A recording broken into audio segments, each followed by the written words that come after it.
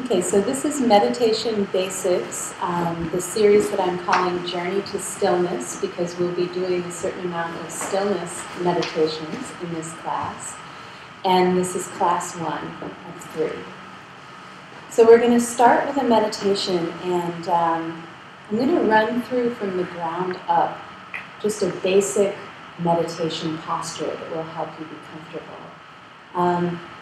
One of the most important things, if you forget all of these 7 or 8 points that I'm going to go through, is for the back to be straight. So if you're sitting on the ground, that's why I've given you the rolled up yoga mat. Most people, unless you're a super, super bendy flexy yogi, need a little bit of something under the sort of back half of your butt in order to allow the belly to then pull in and the back to go up straight. So see how I'm actually sitting on the rolled up mat, and then as my knees are folded and as they come forward, I lift up through the belly and I end up with a straight back. Whereas if I didn't have this, I would be in a similar boat to you with the curve in the back. Well, you may want to try the chair to start with then. I started meditating, even though I was doing yoga, I've been a massage therapist for 13 years, I started about half the time on a chair because my low back would be so tired after doing 5 or 6 massages in a day that if I meditated in the afternoon or evening, all I would think about was how sore and tired my back felt. So when I meditated in the morning, I would build up the back strength by being on a cushion. And in the evening, I'd just say, you know what, I'm going to actually get to that focus in my mind if I'm not fighting my body the whole time. So there's no problem with starting in a chair or doing that sometimes. Same with knee problems. If you're just feeling that twinge in your knee the entire session, every session, then there's definitely things we can do with different types of cushions, but you also might just want to say, until the knee resolves itself, I'm going to sit up nice and straight in a chair. There's also standing meditations and walking meditations, so it's really, this has become the kind of classic posture. Well, actually, the classical posture is your feet in full lotus with your heels on your hip bones, and so fortunately we've loosened up a little bit on that. So, however you're connected with the ground, whether it's through your feet, or whether it's through your seat, or even your seat and then all the way down to your feet and your knees if you're in more of a tripod position. You want to just feel that very steady and stable. Because that's going to be what gives you that sense of groundedness and solidity, and that allows the back to rise up. So if you're feeling kind of twitchy, or if you're feeling at the beginning of meditation, like you've got some twinges, it's not going to get better. So you want to try to start out as comfortable as possible, and then just do our best from there on. So the lower body is grounded, and that's why we don't do it on a chair with legs crossed. Just get a little asymmetrical. Keep that on the ground. And then from there, you want the spine to rise up straight from the pelvis.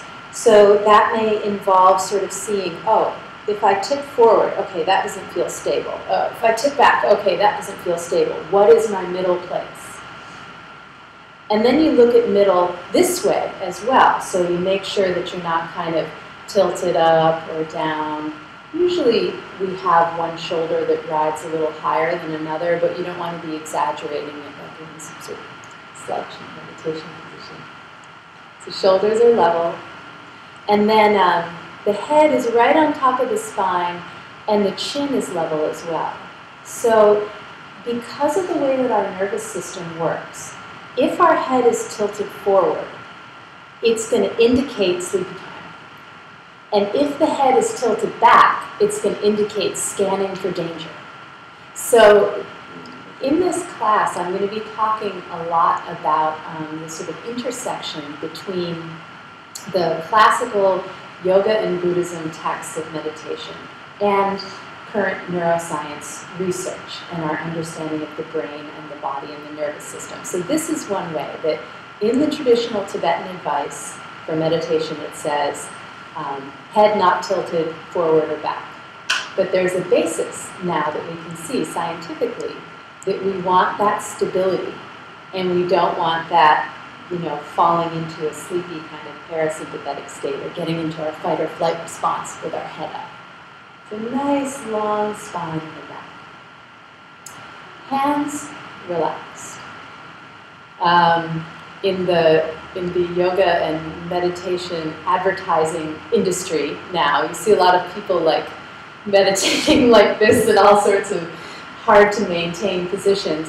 And there can be some benefits in taking a mudra, but really it's about having the arms relaxed, shoulders relaxed, hands relaxed, and just let that be. And then the jaw is loose, the lips are gently touching, the tongue is kind of resting on the inside of the back of the front top teeth. It's a little technical, but basically if your tongue is curved up a little bit, it keeps you from drooling in the middle of meditation. So another useful Tibetan piece of advice. So relaxing the muscles of the face, allowing any sort of scrunching in the forehead or any worry lines around the eyes to go. Feeling relaxation just start to stream down from the top of your head, down your neck, allowing your shoulders to soften away from the ears. Relaxation pouring all the way down your arms to your hands, where they rest loosely on your knees or thighs. Take a nice breath in, and as you inhale, you feel your spine grow a little longer, growing taller. And as you exhale, feel that sense of groundedness through the lower body. A couple more breaths like that. Deep inhale to feel lift through the spine. And relax, long exhale as you let the muscles of the thighs and the calf go. Inhale and exhale. So we're trying to find this state where we're in a stable position and we can be relaxed but alert. So meditation is a really special place. It's a place in the middle of totally frantic, busy activity and totally zonked out watching a movie or sleeping. It's this middle place. So see if you can find that with your posture, and that will help you find that with your mind. Alert through the spine, relaxed through the arms and legs. Energy rising up the back of the neck and relaxation in the face and jaw.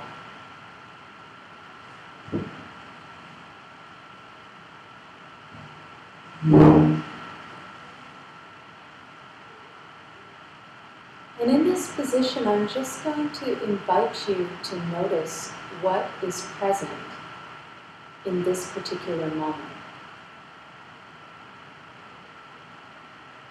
So we're not trying to focus on anything in particular or block anything out. It's okay to hear the sounds outside of the room. It's okay to feel the little aches and twinges as your body gets used to this new position. It's okay for thoughts to arise, whether they be thoughts of peace and enjoyment or thoughts of boredom and frustration. Try to be a kind and present, non-judgmental observer to your environment, to your body, to your thoughts and emotions.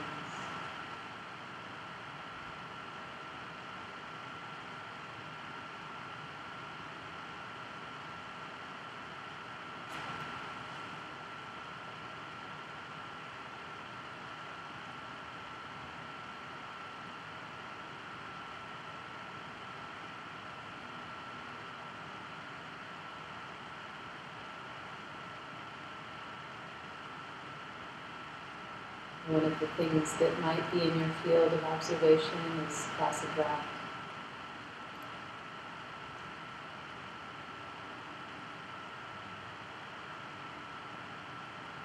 Feel your breath as it moves through the different areas of your body. So you can still maintain that awareness, the external area. But now we're moving our attention more focused into the body. Feel as you breathe in and out all the motions and sensations that it causes anywhere in your body.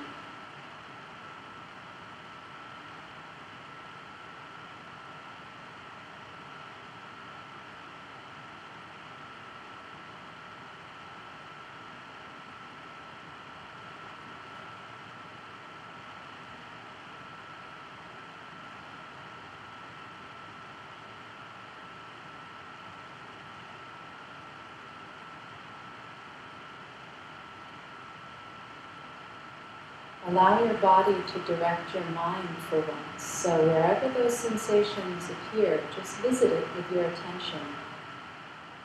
Maybe moving from your belly up to your throat. Maybe feeling the motion in a way that it shifts the alignment of your shoulders.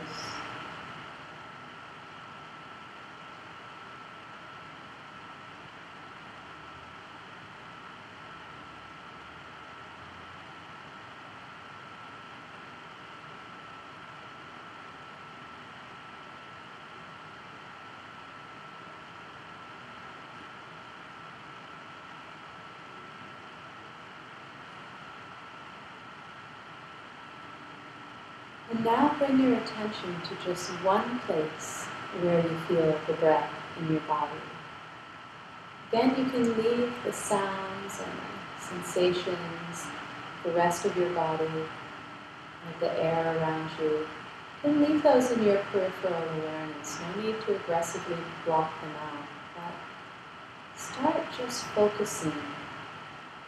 Maybe it's the edge of your nostrils, or maybe it's the upper lip or the abdomen as it rises and falls. Pick one place that's very easy for you to feel the sensations of the breath. And try to concentrate your mind there.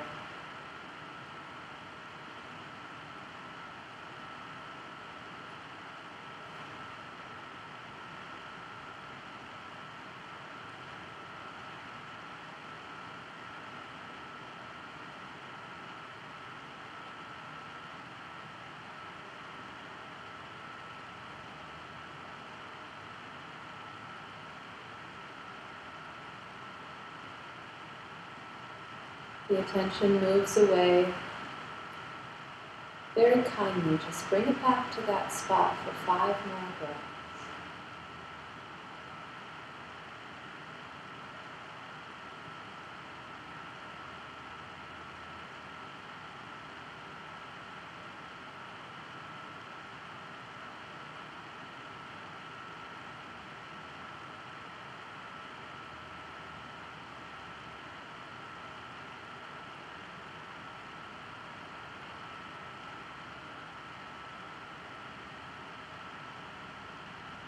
Drink in that rich food, that sustenance of pure concentration.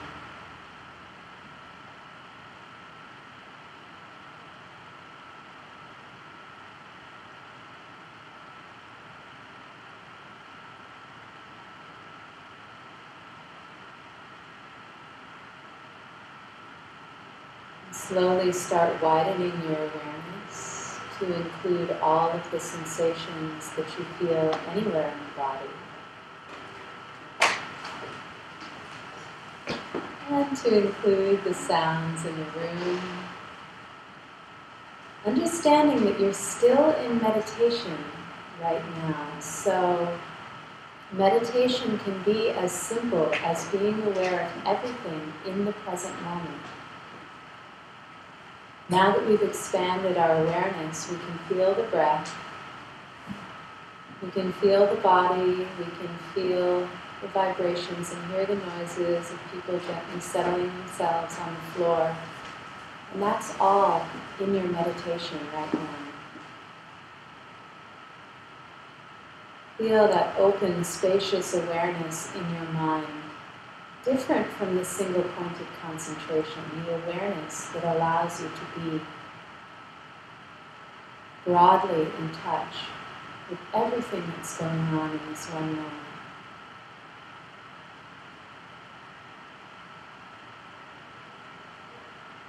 Like open blue sky.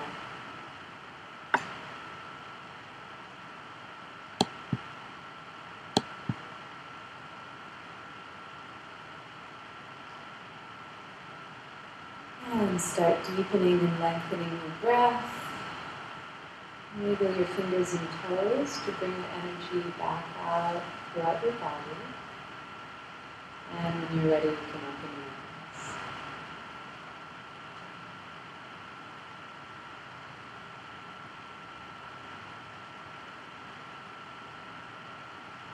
So feel free to move back onto a chair if you want.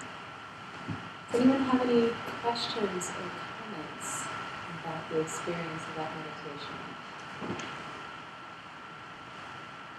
I usually close my eyes, but I've heard different schools of thought. People sort of softly open, focused, down the room, and some people just leave them closed. Did you have any preference? Yeah, good question. I didn't mention that in the 7-point instruction. So, in a group meditation, repeating the question, what about the eyes? Open, closed, softly, somewhere in the middle. So, in a group meditation, it can be really helpful to just close the eyes because it's more likely that you'll catch sight of some sort of movement or shifting of light. I find that, especially if I'm subject to sleepiness, keeping my eyes open a crack when I'm meditating at home, just to let a little light in, but not so much that I can actually see anything, is really helpful. And whereas Darren tends to more just keep his eyes closed, and he seems to be fine with that. So this is my partner Darren. We meditate together, so we have a variety of experiences. But I really think it's something to play with for yourself. And you may find that there are times in your practice where one is better than the other. So I don't think there's a hard and fast rule. Okay. So who's had some experience meditating before? So in a couple of words, you want to say sort of the style that you've done, or who you practice with, or what it's been like, just so you can see what else going on. Can't say I have a particular type of practice, but I've been practicing for close to 40 years. Wow. I've got 6 Eastern generations, so 40 years is amazing. I just practice what benefits me as far as guiding my mind to be still, be yet aware. And I would say, as anybody's doing meditation, keep at it because it works. Awesome, an advocate for meditation working. Absolutely. I took a class for primordial sound meditation. Oh, cool. I took like a weekend-long class, and yeah, it was really, really cool. And I've done some meditation of my own. I kind of stopped for a while, but yeah, I want to get back into it because I found that when I did it, it was really helpful and relaxing. And in primordial sound meditation, are you making the primordial sound? Are you listening to audio? Or are you tuning into inner sounds? Or I learned a couple. They call them chakras. They're actually sounds you can make that like help different parts of your body that I've actually found work. But during the actual meditation, I think you just imagine you hear your own mantra and listen to it, and then you sleep. That's really nice.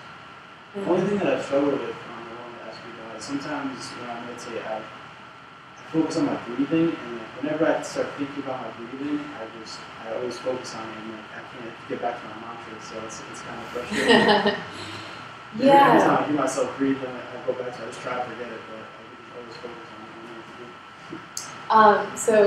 So in terms of keeping the breath in the focus while also having another kind of meditation object, that can be a little bit tricky. And the kind of meditation that I did for many years would start with a breath meditation, and then we just recognize that the breath was there, but not be focusing on it, and then move on to a meditation, whether it was a visualization or something with the chakras. Right. And at that point, you're not trying to hold those two objects at the same time. You've gotten the breath into a settled place. Or you can do an entire meditation where the breath and all the nuances and changes and where you feel it in the body can be your meditation subject object the whole time. But it can be hard to try to do the two. But you're saying even just hearing the sound?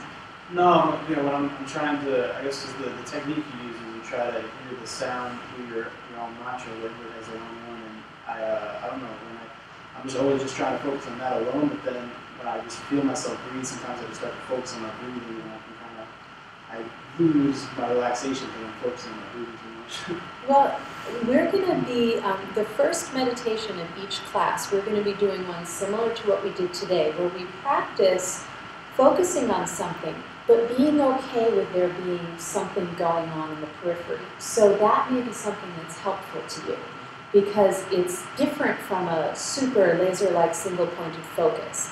And we're going to talk about it extensively one week, but it's actually a really good technique for life, because a lot of times we're both dealing with one thing in a more concentrated way, and we need to be aware of our environment. We need to be aware of who's around. We need to be aware of the sort of, energetics of the situation, right? So sometimes being too single-pointed is not actually the best technique for all situations in life. So we're going to be working on sort of that single-pointed focus and peripheral awareness in our meditation. So that might help.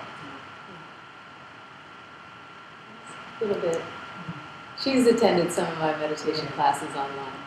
I've been sticking to it. That's true. Okay. My exposure is really limited. I done some yoga training. Part of the training was devoted to meditation. So when I've done some additional stuff like there's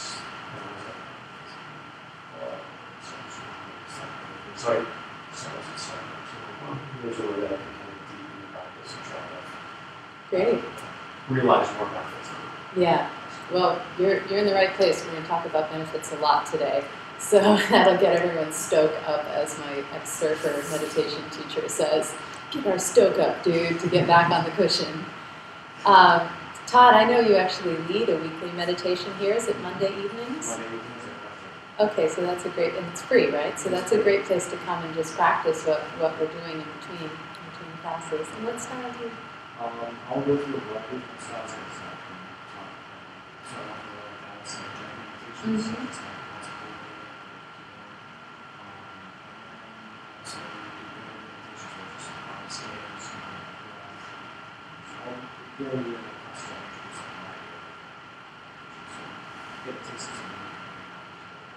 Great.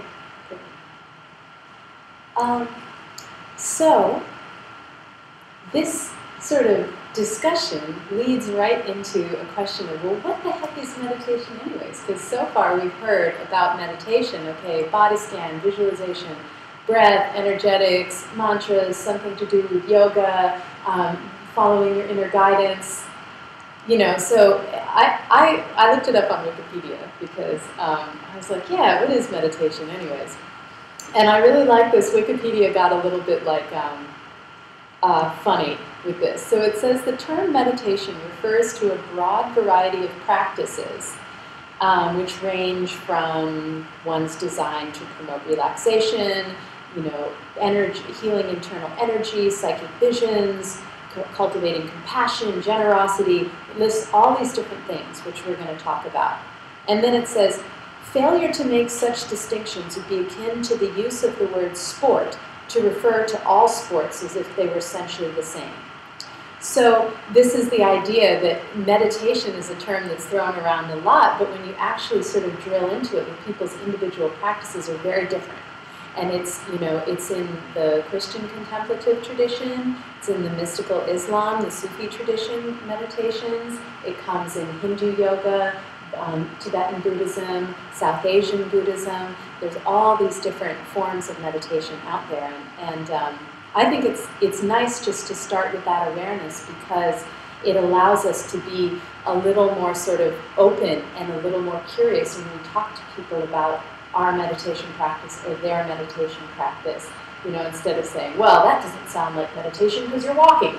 You know, I was never, until like less than a year ago, I was never given a walking meditation as like a valid meditation technique. And now we do them pretty regularly and we love it. But I'm like, those people aren't meditating, they're all moving around. Meditating is about sitting as absolutely still as possible, you know? And then in yoga, in a way, we do a sort of moving meditation, certain classes that you can be in. The teacher can guide you through amazing visualizations while you're moving your body. So it doesn't even have that, you know, well, at least it's something you do when you sit on a cushion and be quiet for a little while. The first meditations that we're going to do in each class are more similar to like a stillness meditation, shamatha, vipassana meditation, similar to the Theravadan Buddhist tradition. And the second meditation that we'll do in each class, it will be more of a Tibetan Buddhist style with more visualization and more sort of using the mind and the emotions to get to a profound place and then staying with that. So it's sort of taking that ground of clarity and awareness and adding something on top of it. And yeah, we'll talk about how that works in a minute. So in the yoga system, they talk about meditation as not as much types of meditation, but kind of stages or levels of meditation. So it's a nice way to think about it as we move through our path. Of the 8-limbed or 8-part system of the yogic path, the last 4 have to do with meditation and concentration. And just to go through those gives an idea of what we might have to do in any given session or in any given, you know, meditation path that we might be on. So the first one is pratyahara, it's the Sanskrit word. And it means the ability to withdraw the mind inward.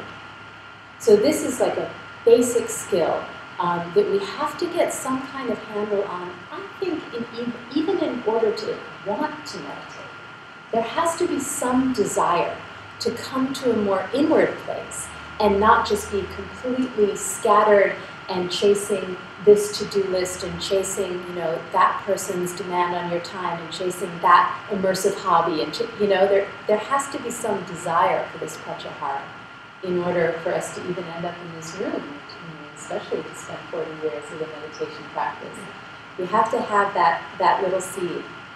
And even when we do a meditation like at the very beginning and the very end today, where we took into account in a broad way all the sounds, all the smells, all the thoughts, all the bodily sensations in that moment, it's still a kind of pratyahara because we're making an agreement to not follow a thought and start, you know, composing a grocery list. We're making an agreement to keep the mind from going far afield.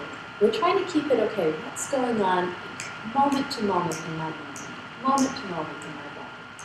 And then we have meditations, you know, where we're listening to our inner voice, or we're listening to an inner mantra or moving energy that have a real strong sense of that pratyahara, because we're really withdrawing from even the, you know, the awareness of the outside world and going more deeply inward. So the next step or phase you can think about is called dharana, which means focus. And this is, after we have that desire to go inward, we have to have the ability to just put the mind where we want it to go, just for a second. Just focus. Okay, just a little bit. Even if the mind is like throwing water on a pan full of hot oil and it just goes pow immediately. The first step is to be able to say, I have identified that gratitude is something I want to cultivate, and I'm going to sit down and meditate on it and try to just keep bringing the mind, even if it's for a moment at a time, to this gratitude we're trying to cultivate, or to the breath, very simply. We're trying to do a concentrated breath meditation. Our goal is to keep collecting the mind when it wanders and just placing it dharana, just focusing it, even if it's just for a moment. Then the next step, dhyana, which is a common word for meditation overall, can be translated as fixation or holding your focus in a stream. So this is something that happens as we get more and more facility at meditation, as the side trips get shorter, as our ability to stay engaged and really passionate about our meditation object starts getting longer and longer, and our bouts of sleepiness and our bouts of distraction get shorter and shorter. So then we have this dhyana, where we first start being able to call it some sort of meditation. And then the final step in the yogic path is called samadhi. And maybe people have heard that term. It's a whole path in of itself, but the first part of it is perfectly balanced meditation. And this is what we're really going for, in a way, because samadhi doesn't just happen on the cushion. This is taking those skills that we've developed about being present with the present moment, being engaged with what's in front of us, and we're applying it to every moment of our lives. So instead of sleepwalking through life on the sleepiness side, or instead of being anxious and frenetic and stressed out and with our mind all over the place in life, we're able to be moment by moment engaged, which allows us to connect with all those problem-solving resources, all of those flexibility, all of the compassion and gratitude that we've cultivated in meditation. It's all available to us because we're in the present moment, and we're balanced. And so this is one of the promises of the meditative path. And I'm going to be talking about this a lot, because if it comes down to just how good is my meditation for half an hour or an hour a day on the cushion, it's like, so what? You know, like, if it doesn't spill out into our lives, you know, then really, is it worth our time? So I think it's really important to keep focusing on how meditation, and now we're going to talk about that. Hey, what a good segue. All the ways that it helps the body, all the ways that it helps the mind, the ways that it helps our interpersonal relationships, and can be really transformative for our whole life. Any questions about that? So the way you said it, do you think there's a way that meditation can be pulled off?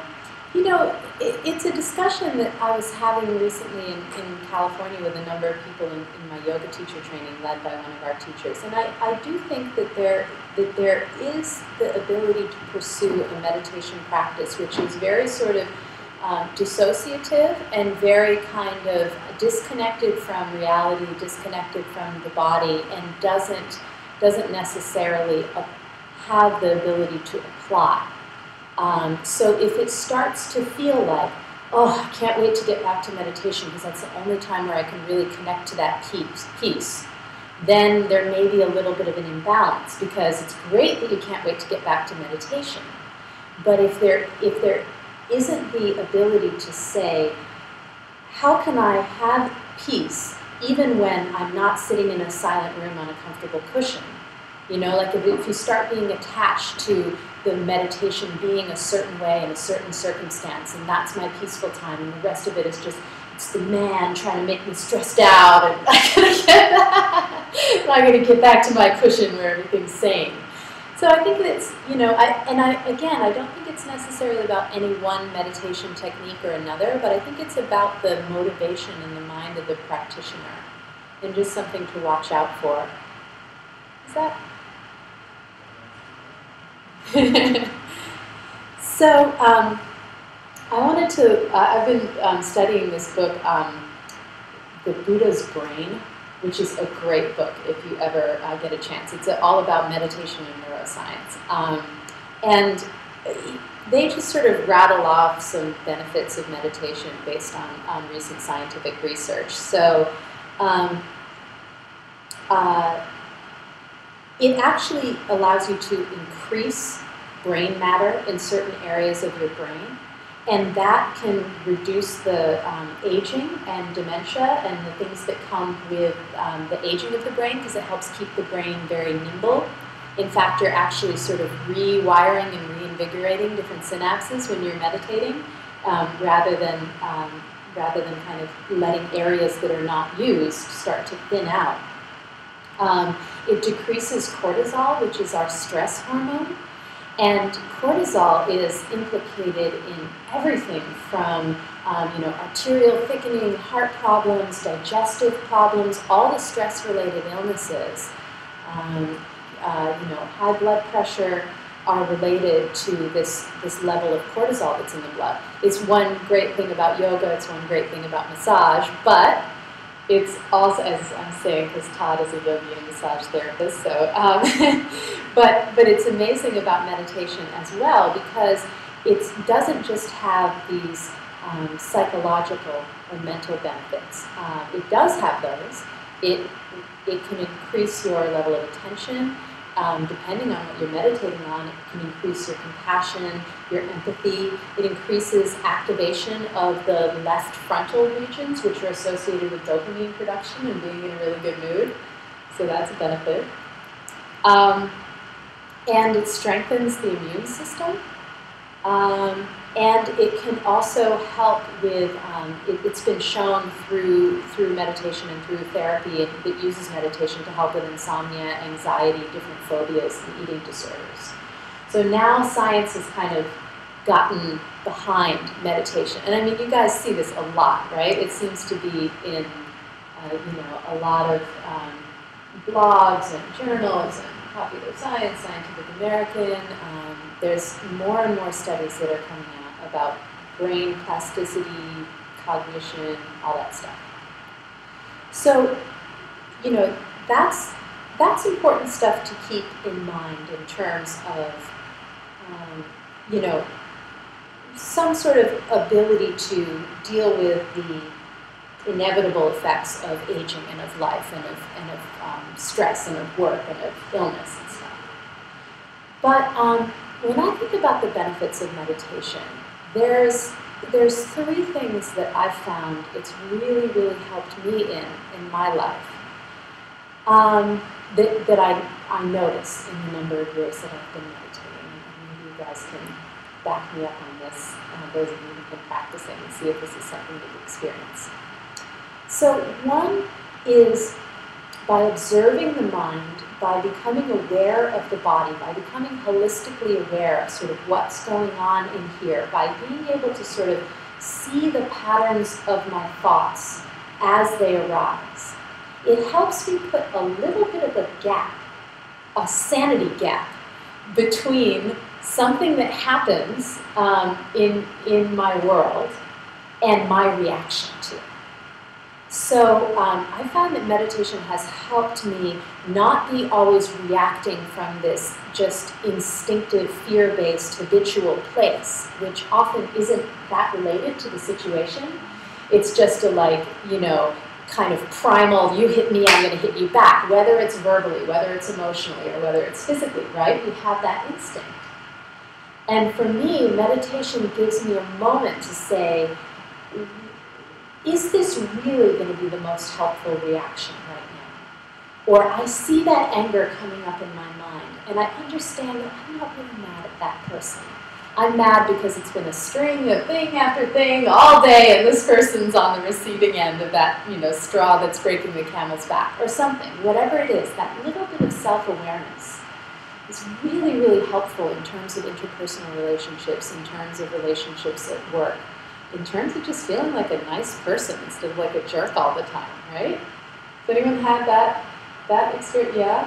Every time I try meditate, I always kind of feel that, when you're saying just more aware of just how, just everything, how something that would make you really mad and you kind of get upset about it, it's like whatever, you're just more aware of everything's cool. Yeah, more awareness. That's psychology. There's a lot of that in mind.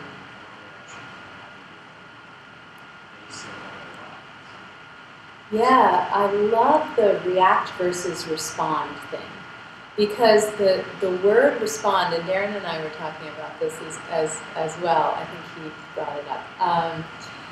So the idea of responding is this sort of genuine, grounded, kind of compassionate, aware answer in a situation that actually takes into account the circumstances, the environment, what the other person, you know, is feeling, as far as you can tell. You know, what you're genuinely feeling, and whether those feelings are actually coming from the situation or coming from somewhere else. There's this nice kind of holistic sense to responding. And it seems to relate more to like higher level brain function of being able to actually, you know, take into account the costs and benefits of what you're about to do. And then reacting is on this like kind of like lower brain, like this kind of reptilian brain level of the like, you know, hey, you know, get out of my face kind of thing. Like it's, and in fact we have a lot of, I was reading this great book on yoga anatomy, and it was reviewing all this stuff about different reflexes in the body.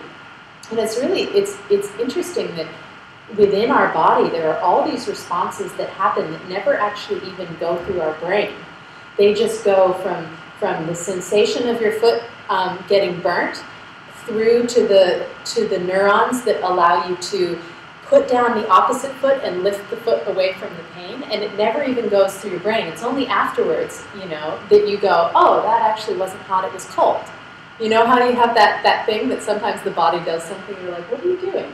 And you know, and that happens in levels in our emotional life as well. We'll have this reaction. The example that I had in my notes, which may seem familiar to Darren, is that little piece of self-awareness and wisdom that allows you to, when your partner says, you never do the dishes, not immediately to go, yeah, well, you never pick up your clothes. And you know, and you have to say, well, okay, it is true that dishes are not my strong point. And what is the helpful response here? What is going to make my life more full of love and happiness in this moment and in the years to come? Is it going to be reacting, or is it going to be responding? You know, I'm really sorry about that. You know, I know you've been on tour all weekend. It's probably awful to come home, but I wasn't feeling that well yesterday. I'll tell you what, I'll do the dishes now, and you know, you go check your email. Like, what is going to help in that situation instead of what is going to be momentarily satisfying to that kind of combative aspect of the self. Number two, the ability to control the mind and to stay focused and present coming off the cushion and into daily life. So we talked about this a bit, but you know, the benefit for me, like I noticed when I first started meditating that I was much more able than ever in high school, college, to be able to actually sit down at a computer and work on a project for a couple of hours without having to go look in the fridge or check my email. You know, so the ability to, even just in that 15 minutes of meditation, to keep the mind somewhere, immediately started reacting, you know, out to other areas of my life where I couldn't keep my mind from flying off like that water on a hot griddle. And this is also so valuable in interpersonal relationships, because the ability to really focus your energy and intensity to listen to someone, to be with someone, or to even just really enjoy a moment with your life or with someone. You know, if we're spaced out all the time, if we're constantly, you know, checking our email in our head, if not in reality, then are we really living and taking in the beautiful moments that do happen? You know, so there's both this putting in the gap towards the negative reaction, and there's this cultivating this intensity of awareness of the positive things that are happening, and being able to just like drink it in and be there, instead of just being like, you know, this is a really good meal. It's still kind of tasty. Ooh, I wonder if I should take a picture of this and post it on Facebook. Ooh, I wonder, what is that with taking pictures of people's food and posting it on? I don't get it. But, you know, so being able to actually stay for more than 2 bites with what you're experiencing, you know. And the brain is, I see this as striking a chord. Okay. So the brain is actually, it's hypersensitive to negative stimulus. They say, okay, you guys have maybe you have heard this phrase, the mind is like Teflon to positive things and Velcro to negative things. This is one of those sort of popular catchphrases that's come out of actual valid neuroscience research. It's not just cool to say. So because you can think about it in our life presently, or you can think about it in the whole history of human development, it's actually more important to avoid the danger that might hurt or kill you than it is to enjoy something nice. So in a larger sense, you can see how adaptively that would be a good idea. If you're eating a lovely meal and someone's about to drive a car into the side of the building, then you want to be able to make that the priority and not just be like, no, it's so tasty, right? So, which in a way, you see that with certain brain imbalances. I was listening to a whole show about compulsive gambling, which seems to be a little bit of a flip between the pleasure dopamine reward and the and the dangers and the trouble that's coming from the activity. But that's another story. So we actually have to work in order to shift that balance. It's not just, that we're pessimists. It's not just that we're living in a modern world that's so cynical and ironic. It's literally how our brain works. And for me, that's helpful because then I feel like I can be a little more forgiving with myself. And it's not just that, I'm looking on the negative side, or I'm making judgments about people. There is, a part of my mind that sees it as being beneficial to judge a situation, to find something to criticize over just finding something nice. So being able to use this meditative focus to actually stay present and enjoy and kind of burn in positive emotions, good emotional connections, situations where I feel safe, where I feel happy, is changing the whole kind of chemistry and balance of my mind, and I find that really helpful. Peter Levine, who's awesome, in his book Freedom from Pain, says neuroplasticity research gives us an entirely new way to look at the impact of our thoughts and beliefs. We know that thoughts literally change brain chemistry. Research indicates that the chemical composition of the body can change in relation to a specific thought within 20 seconds.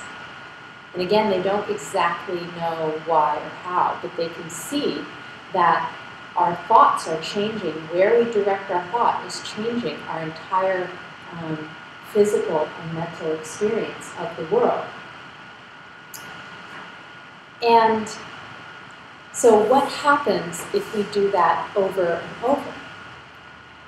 So this kind of gets into the idea of what a regular meditation practice does, as opposed to just dropping into it every once in a while. If we go every day and do a meditation on developing compassion or loving kindness or gratitude, and we're putting those ideas in front of our mind in this powerful way where our mind is actually focused, not just one of many kind of thoughts and impulses that's coming in at a particular moment, but focused time, seeing ourselves as a person that's capable of gratitude. They talk about how the neurons in our brain actually start rewiring, and the synapses in certain areas become more active.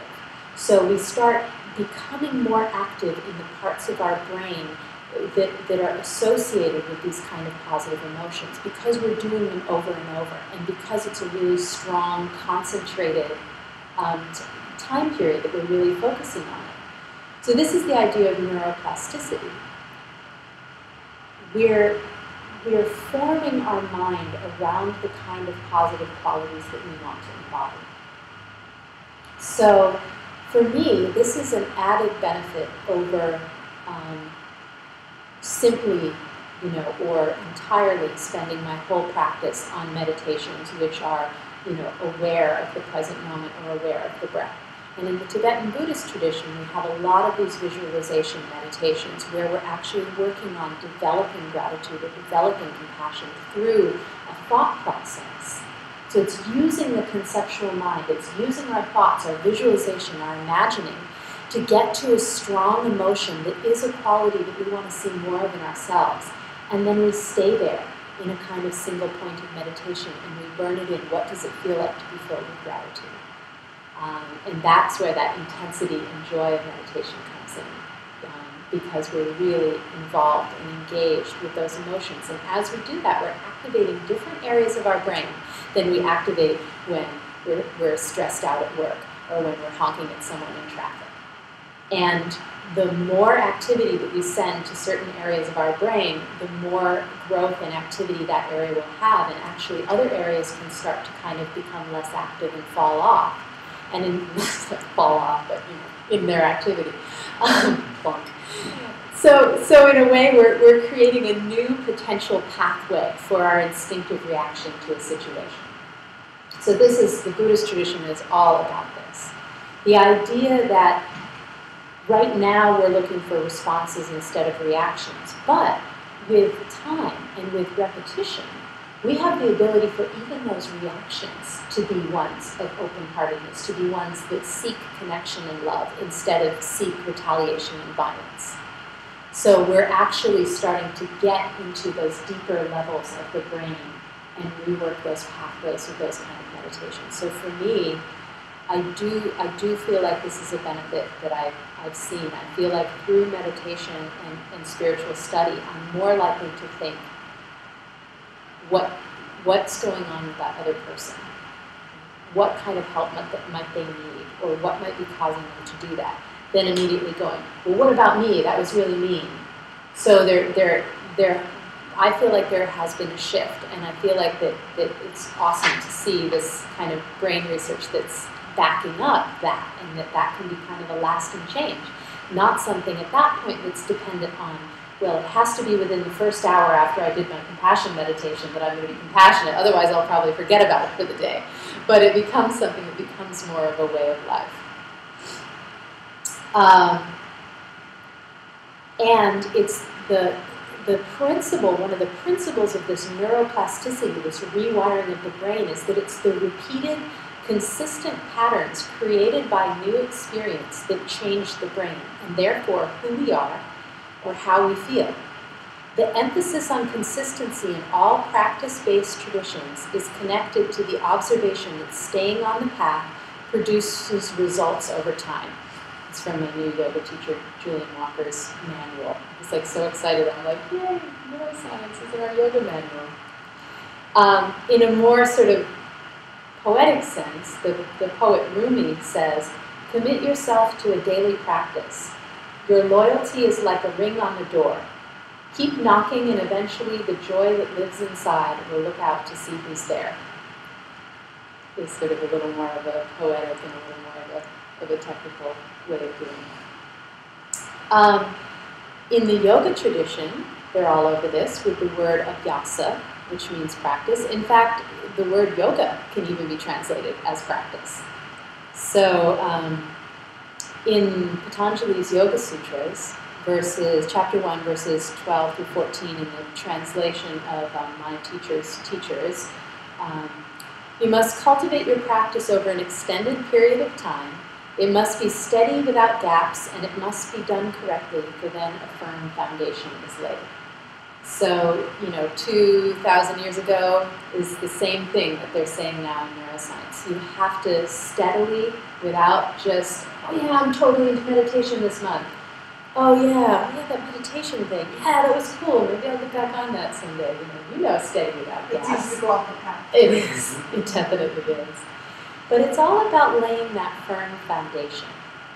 So it must be steady without gaps. It must be cultivated over an extended period of time. It's not to say that your practice is shot if you miss a day. But this idea of going on intense meditation, like a 10-day Vipassana retreat, and then not keeping it up with a daily practice afterwards. You may have some insights about yourself, but is it really going to be life-changing in that amount of time? I don't know. you know, or you know, going to Costa Rica for a yoga and meditation weekend, and then coming back and being really passionate about it and meditating for like 2 hours a day for the next week, and then being like, wow, I really don't have time for this, and then nothing. They say it's better to just meditate for like 2 minutes on a day when you're feeling busy than to hold yourself to that standard of 2 hours and then just not make it. You know, we're creating this idea of ourselves. I am the kind of person that prioritizes, you know, some stillness time. I'm the kind of person that wants to make the changes in my mind that will make me more present for my life, more available for other people. And the way that I convince myself, aka rewire my synapses, that I'm that kind of person is by showing myself, by doing it every day, by revisiting that place, even if it's just for a minute or two. It's good to come in with that. So, even if you end up falling asleep, like, even if you have to do it at the end of the day and you just say, okay, 5 minutes, even if I'm sleepy, I'm still putting that sense that this is something I'm committed to. Because as soon as we start leaving off it for one thing or another, then there's more and more reasons. And I was saying to Dr. Dana that, you know, if anyone says, I don't have 5 minutes to meditate, then, you know, maybe about once a week, then say, okay, well, so does that mean you could, like, brush your teeth just once a week? I mean, like, if it was important as, like, dental hygiene, you know, you would never say, like, no, I don't have time to brush my teeth today. It's just so crazy. I can't find that 2 minutes, you know, for day after day after day. But that's because we have a different level of priority around that. So I'm not suggesting that you swap out meditation for brushing your teeth, just to be clear, just so that the dental police don't get on my back. And then there's this idea in that text of done correctly.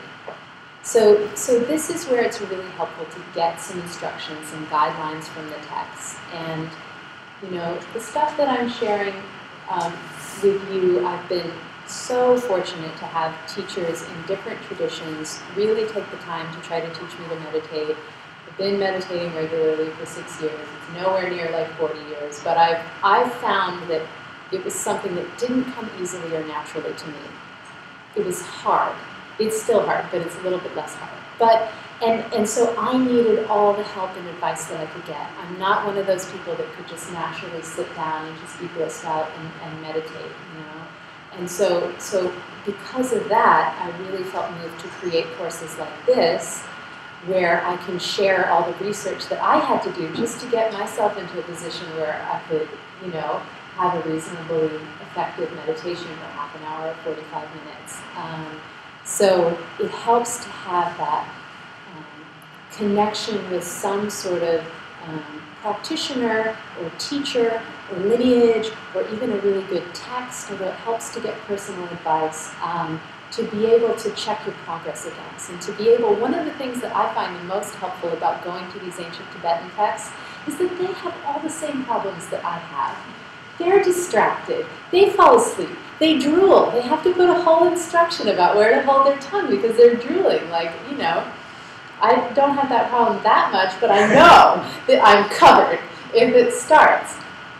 So it's really been a blessing, you know, and so I want to open it up to you guys as well. If you ever want to email me during the week or in future weeks with anything that comes up during meditation, you know, and I'm sure on Mondays that, you know, Todd can give you some great advice as well. Just to check in with a live person and just say, like, this thing is happening. Is that weird? Is that normal? You know, I know it's been helpful for me.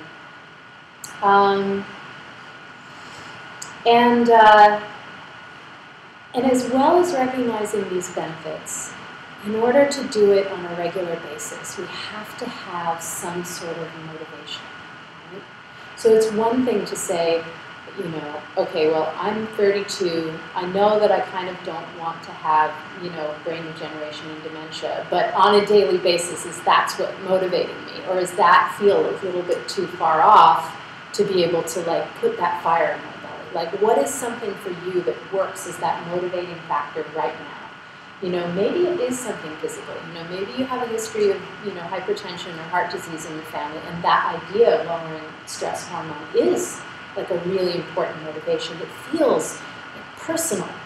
Then that's the thing that's going to do it for you. For me, one of the things beyond all those benefits of having a calmer and happier mind, of being able to be better, you know, in work situations, of having a healthier body, there's also this sense of wanting to be the kind of person that is available and compassionate and kind to the others in my life in any kind of situation. It has that kind of equanimity. That if some sort of, you know, dramatic situation happens, I have enough of that sort of inner peace, or whatever you want to call it, that I can be the helper in the situation and not just completely fall apart. You know, that I can be understanding, because I've meditated, you know, on my own emotions, I can understand the emotions of others. It's not foreign to me. Because I've had so many aches and pains in my own body that I've tried to fix through yoga and meditation, I can be a better instructor in yoga and meditation and a better massage therapist, which I am as well, because, you know, because I got through enough of that on my own. And for me, sometimes when those personal goals run out, the other directed goals kick in. And I go, well, okay, you know, it's neural degeneration versus another half hour of sleep. You know? And I was like, neural schmurl, and then I think about, well, you know, how am I going to be able to respond to this, you know, stressful interpersonal situation that's going on over email later today if I don't take that time to get settled first? Or, you know, how am I going to be able to, you know, share housework with my mom without being a total jerk if I don't meditate first? So it's important. It helps. And we're going to do a little bit of that in our second meditation, but I just wanted to just take a little time and talk and see what you guys are thinking. I just want to respond to when people say, oh, I don't have time to meditate, and, you know, all the excuses, and I'll say, well, you know, when you go into the parking lot at work, give yourself 2 minutes. Just do it. Focus, shut the car off, relax, take a few deep breaths, or this time of year, just really look. You know, you drive, how many of you really look at what you're driving by? Look at the leaves, look at the sky, look at the clouds. And because it works. It's just, I don't know how else to say it. It's just like you really learn that practice of taking the time. Or I'll say, do a walking meditation. Yeah. Yeah, if you just be completely aware, you're mindful of the step you're taking, touching the earth, be grateful that you're able to have the legs to do that. And you just look at it that way. And look at it like some la-la land, but it works. For running meditation, there's always some kind of meditation you can do if you don't have a little space at home, just sit and do it. Yeah, or sit and have a silent cup of tea meditation. You know, in the time it takes to drink a cup of hot tea, feel the flavors, look around, look out the window, you know, reflect on your life. Like, that's one great thing about hot tea. You can't gulp it down. Like, tea is sort of a meditative beverage for a reason. It forces you to take that time and to slow down a little bit.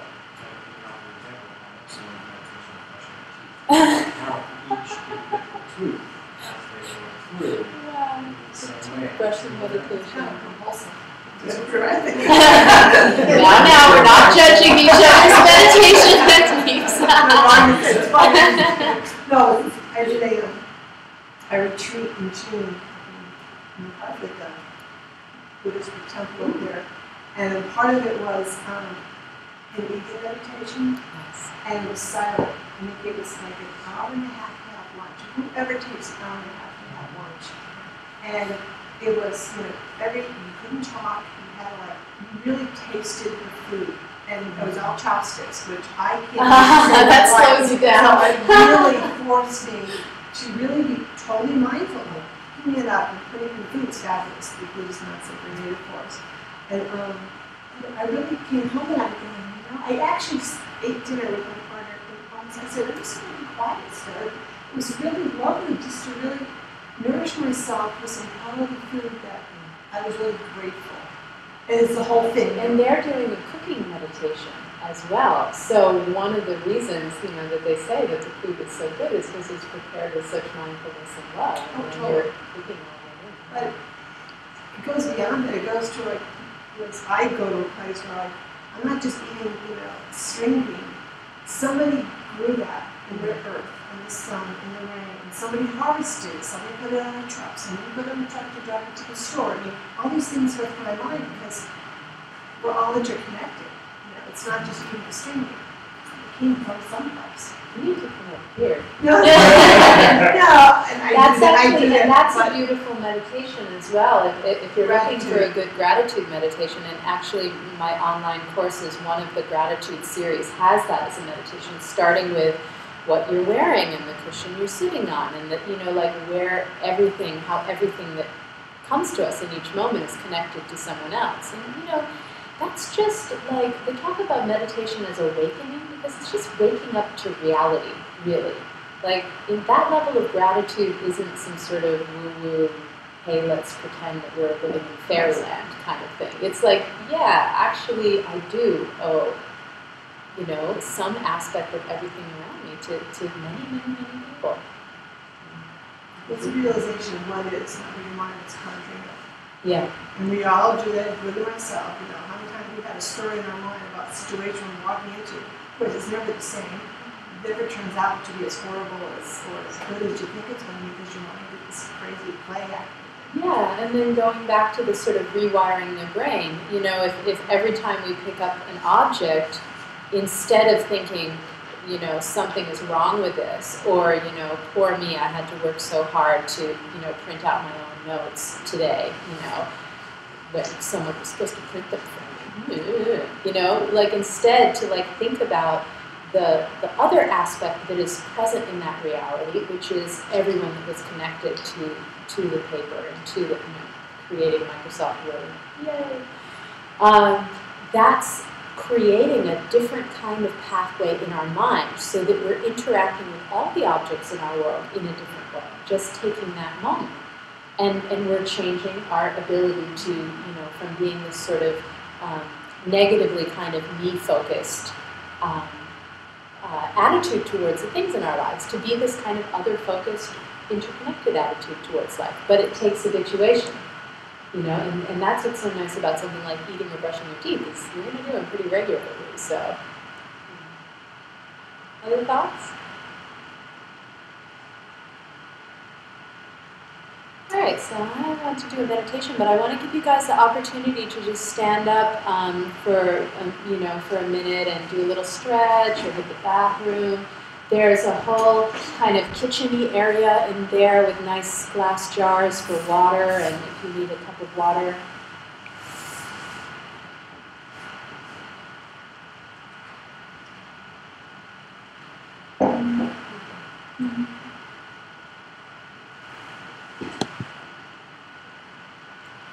Azmila and guest. Hello. Thanks for joining us on this stream.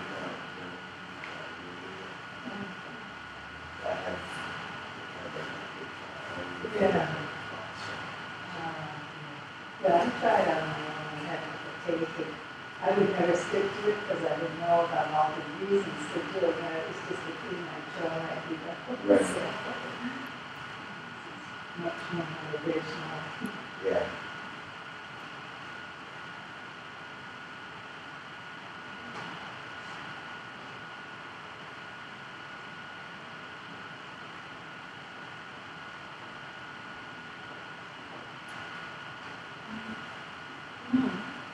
Could you ask, I think I just saw a walk on. Can you ask her if there's still music playing in this area, and if there's a way to turn that? Do you generally have music on when you meditate? It was a good one though, the peaceful, easy feeling song. That was when we were doing the first meditation. Oh, really? Didn't even notice it. Yeah. Oh, good. Well, you're a pro. So, I'm not a pro, but it's just, I just tend to, I always hear it. No, I think it was interesting. I did a little intro talk here on meditation, and 2 out of the 5 people who were there had meditation practices that did have to do with music, with listening to music or with chanting. But just having a bathroom break and then we'll do a final meditation. I'll probably So I like having a background music when I'm meditating. Always put on, whether it's like an ocean or a trickle, a stream, or just some white noise, or just playing meditative music. Okay. Yeah, so that's different than soft rock with Soul 7. And I like a hard rock. I'm very old school. Sometimes I do it just so I don't hear anything that's going on in the house, but yeah. I just like I think white noise would be good. We have a natural water feature outside our window, which has been going during there's like a little waterfall. It's been in the background of all the meditations this summer, and that's been pretty nice actually. Should we shut the door? Do you want to see if there's clouds out there? Just let them know that I don't want to keep you guys forever. I can grab a Kleenex. Yes. Just Just don't take a picture of it and put it on Facebook, okay? Because nobody wants to see it.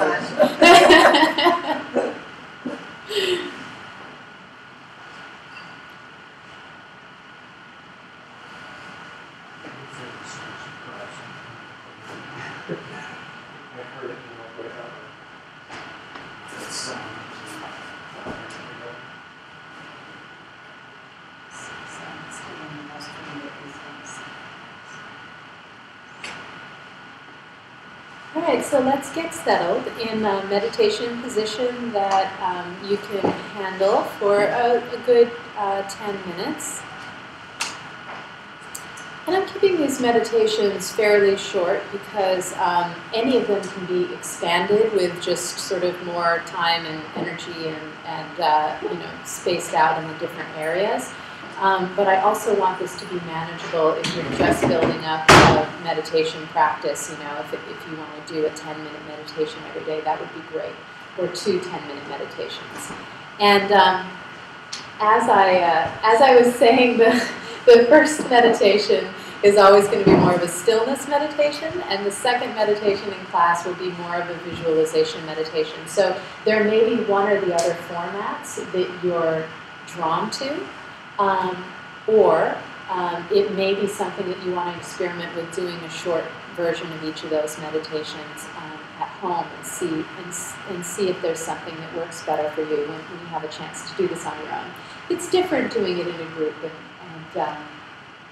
so I would definitely urge you to try the meditations at home too, and then you can really kind of get into it.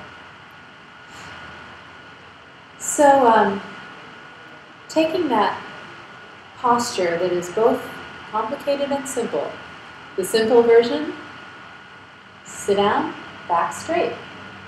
The complicated version, feet flat on the ground or legs comfortably crossed, lower body is grounded, spine is straight, neither leaning forward nor back, shoulders are level, hands are relaxed.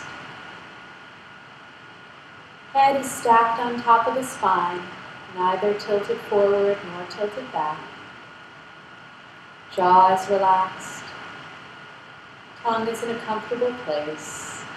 Eyes are gently closed or slightly cracked open. Just come back to your breath. Just take 5 breaths, centering yourself in your body in this moment.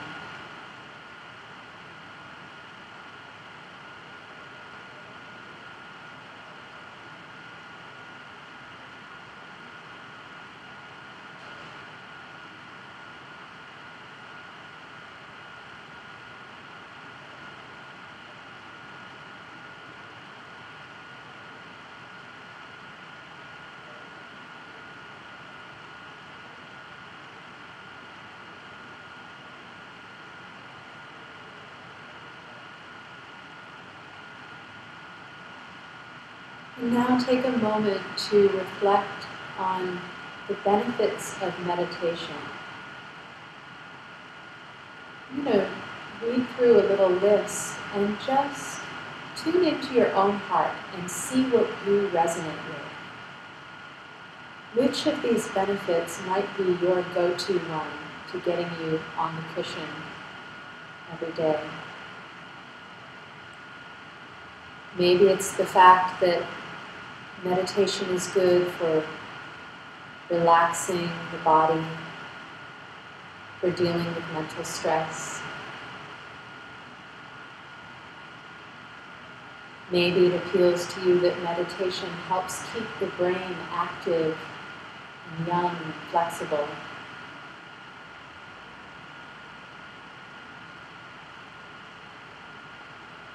Maybe it's the role of meditation in improving your attention, your ability to focus.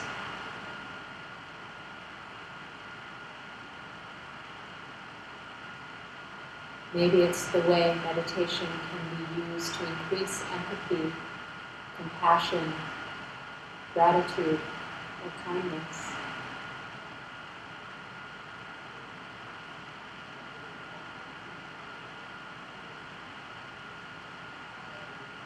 Maybe it's the reduction of stress hormones, the decrease in gastrointestinal problems, hypertension, hardening of the arteries.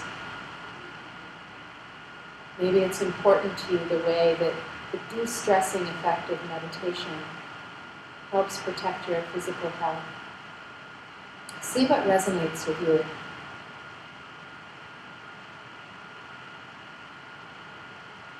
Maybe it's that momentary gap that it gives you between a situation in your life and your instinctive reaction to it, allowing you to be wiser and kinder.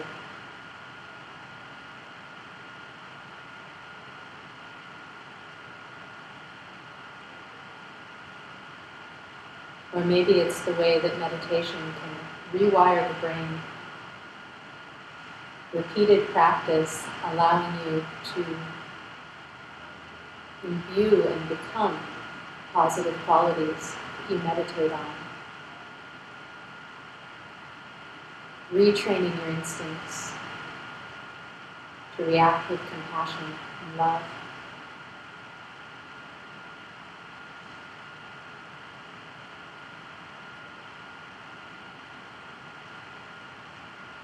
And now think of whichever of those benefits appeal to you. And feel a resolve, desire for that kind of change in your body or mind, and a resolve to try a regular practice. Resolve to do it out of compassion for yourself. Compassion for your own body and mind. See if you can get in touch with some of that self-compassion. The desire to be happy. The desire to be free from all the dramas and the stresses that our minds create for us. That make the dramas and the stresses of the world so much more painful. Maybe you can focus in on your heart center a little and see if you feel a sense of caring and loving kindness towards yourself growing there.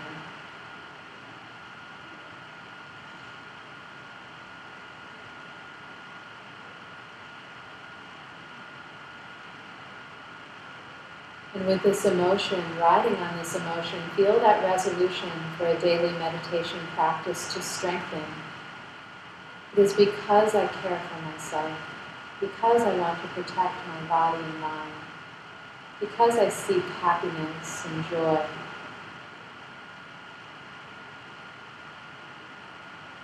That I would sit down on a cushion for 5 minutes every day.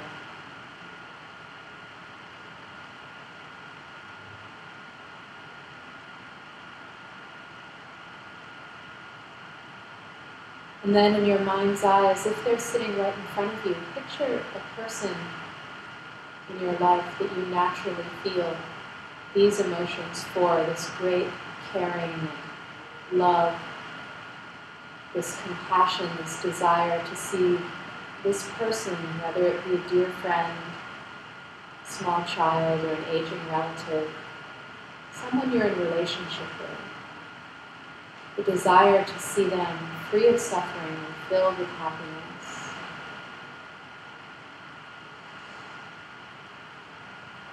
And think about the way that your regular meditation practice could benefit them.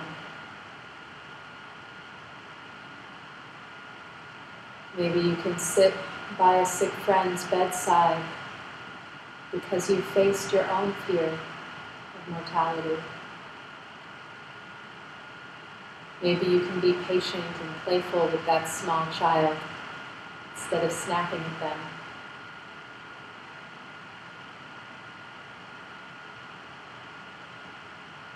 Maybe you can have compassion and open-heartedness for all the aches and pains, your grandma or your great aunt, because you've really sat with your own aches and pains in your own body while you tried to meditate. And get your stoke up. Really start stoking the fires of your compassion. Visualizing this person in front of you, this person who it's so natural for you to feel open-heartedness and caring towards. And as you feel the swell of those emotions associated with your meditation practice, the way that you can really help this person is to spend that time with your own mind, your own heart, and then offer it to them in your relationship.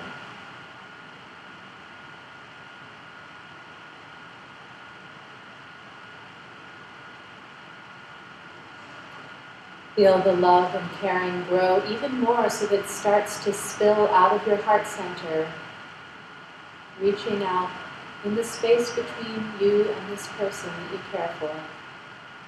All the benefits of your meditation practice flowing out to fill this space and surrounding them with light.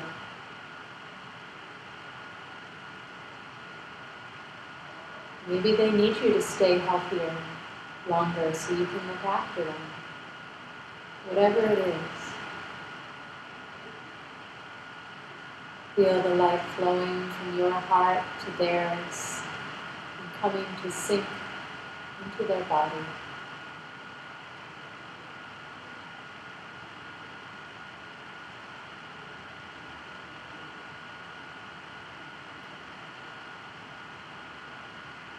Have a look at their face. See the way that it's all lit up from these benefits that you've shared with them, from all the positivity that your meditation will generate in their life, as well as yours. And as you look them in the face, just tell yourself, yes, yes, I'm going to try to meditate. I'll do it for you on the days when I can't do it for me.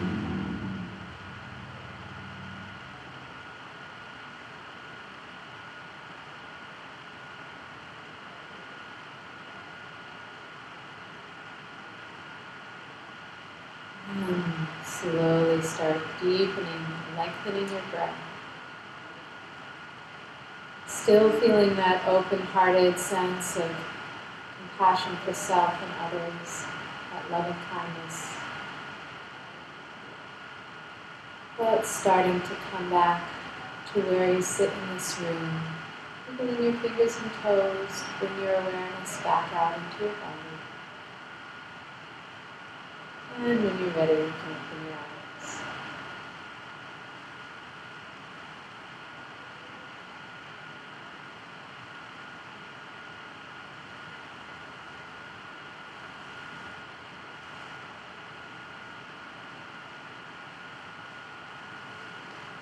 Thoughts?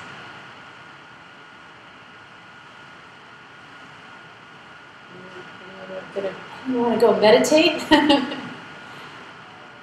So that's more of an example of combining that awareness of your body and your breath with these more sort of analytical, conceptual thought. Well, what are the benefits and how will that help me? Techniques of Tibetan Buddhist meditation. And then the visualization and emotional kind of grounding techniques that are in a lot of Tibetan Buddhist meditations as well, whereas instead of just noticing what's in your body, you're actually increasing the kind of qualities that you want to exhibit more and connecting them. They say, again in the neuroscience research, if you can associate this whole what fires together wires together thing, if you can associate an activity with a really strong positive emotion like loving kindness and compassion, those things will start coming together. And when you think about meditation, your heart will open. Instead of associating meditation with like self-judgment and fear and criticism or whatever, which we'll talk about a bit next week, how the inner critic can definitely get involved. And also associating it with positive, meaningful relationships. The fact that meditation isn't just about, closing my eyes and hoping the world will go away, right? It's about closing my eyes so that I can go back out into the world with this sense of meaning.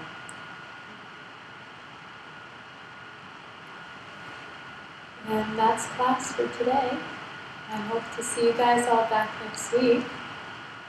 Thank you so much for sharing the space.